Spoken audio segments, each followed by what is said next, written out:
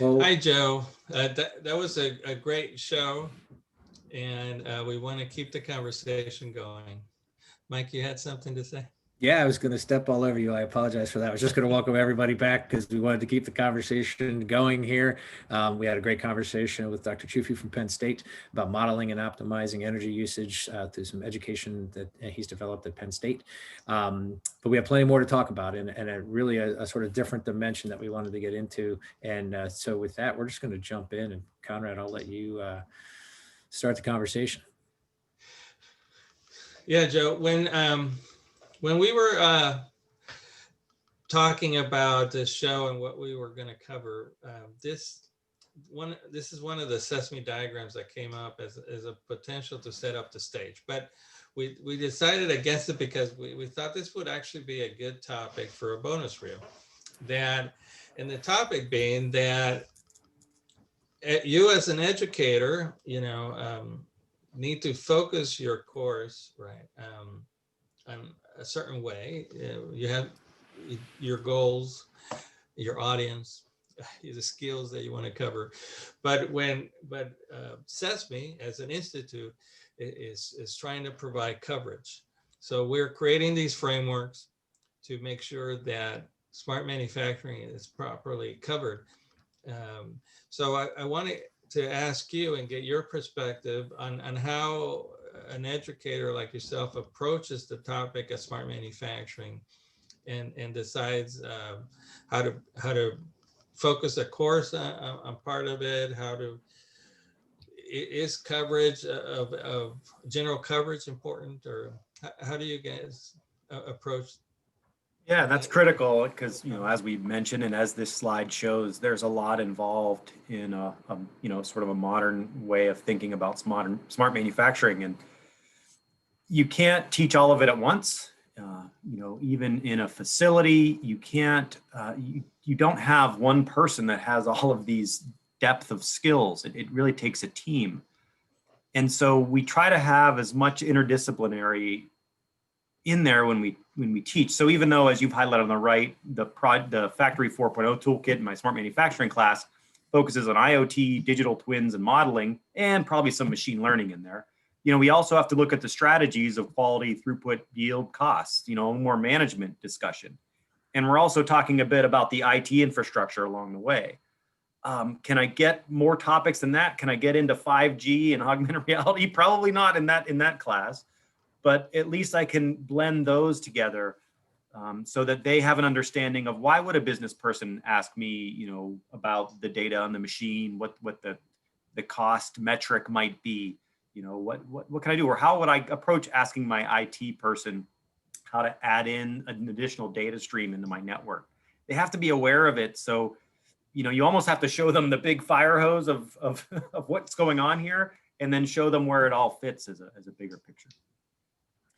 I mean, from my perspective, I look at this and say that it's very applicable to, my experience is obviously not in education, but more from a solution provider's perspective. And so I've worked with lots of solution providers over the years that are basically in that column on the right side around the solutions, leveraging the technologies, oftentimes leading with technologies. But I think it's exactly on point with what you're saying from an education perspective.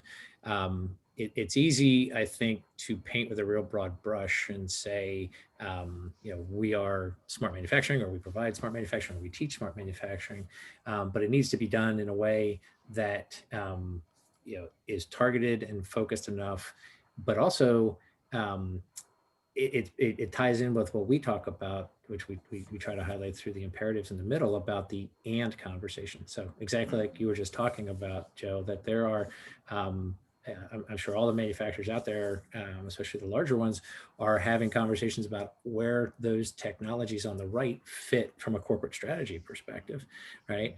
And so you have all sort of these disconnected initiatives underway and people pushing to solve problems and such. And there has to be a way, and we believe smart manufacturing is the way to provide being able to go and leverage the technologies, attack all of the different problems to have in different areas, do it in a way that's secure and reliable and scalable and such. So I think it's very applicable from an education perspective, the same way you just articulated that.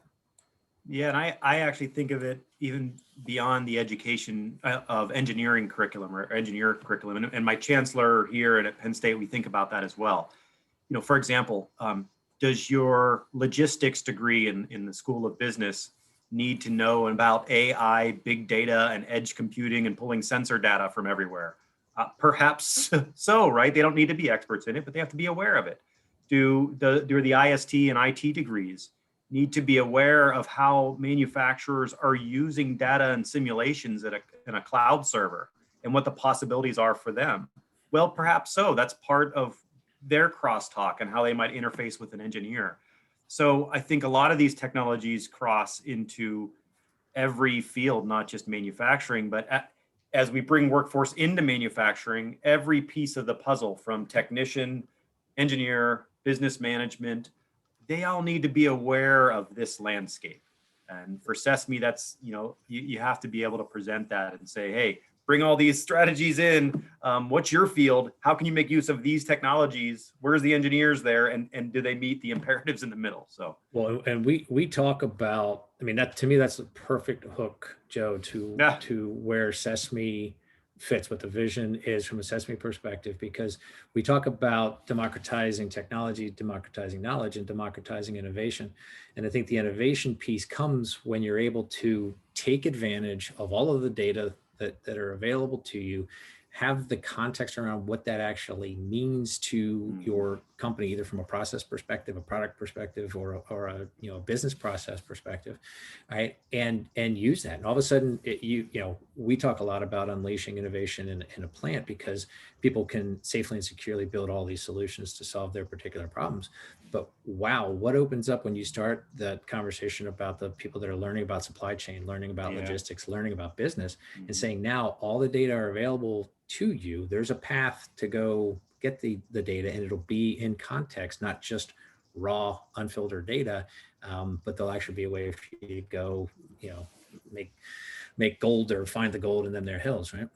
Yeah, and I can't teach them how to improve a forging press. I have no idea. I've never even seen one, right? But if they know enough about these examples and what we show them and how this sharing of data will help them out, they can then innovate on the factory floor. I have no idea. We have to give them the tools to whether they can come up with ideas once they implement all these strategies. But it's hard to teach specific examples, but that's why we developed the program like we did, so that we have an example at least.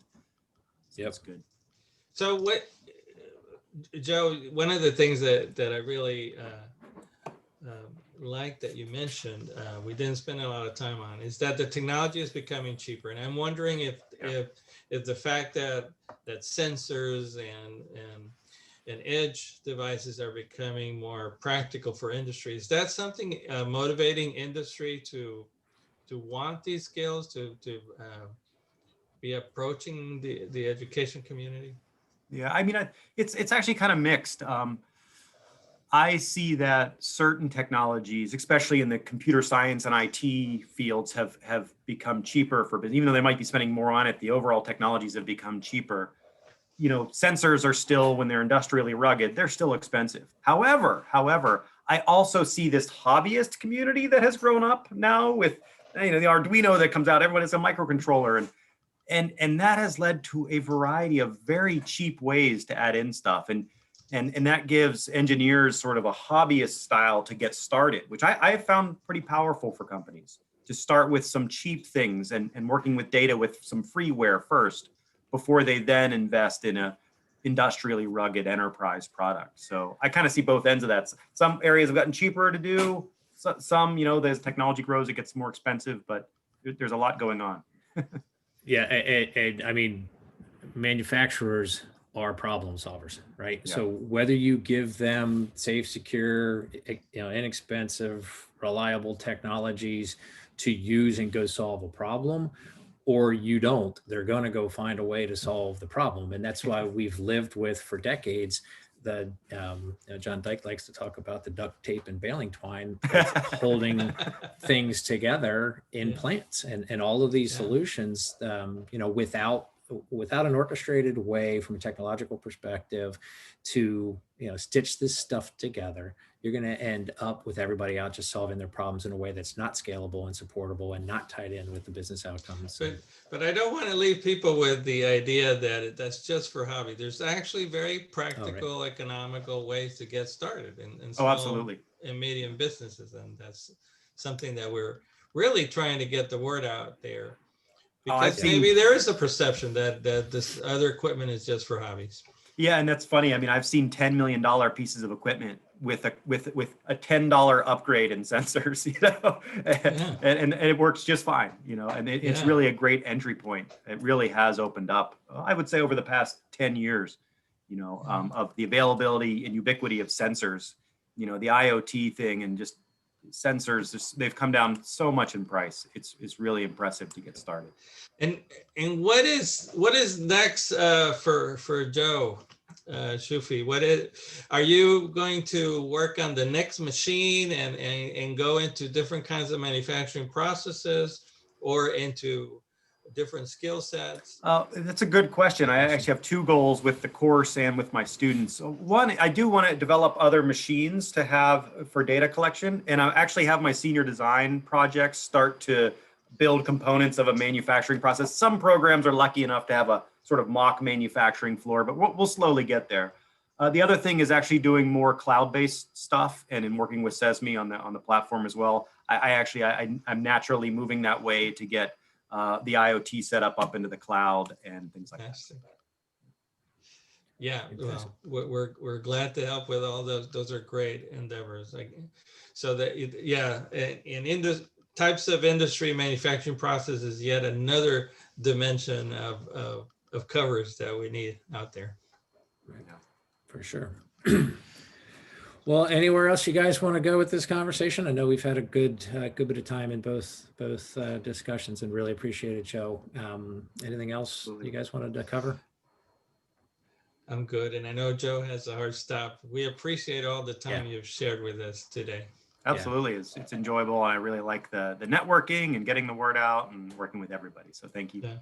Thank you. Excellent. All right, Joe, keep doing what you're doing. Appreciate it. Thank you. Take care. Take care, everybody. Bye-bye.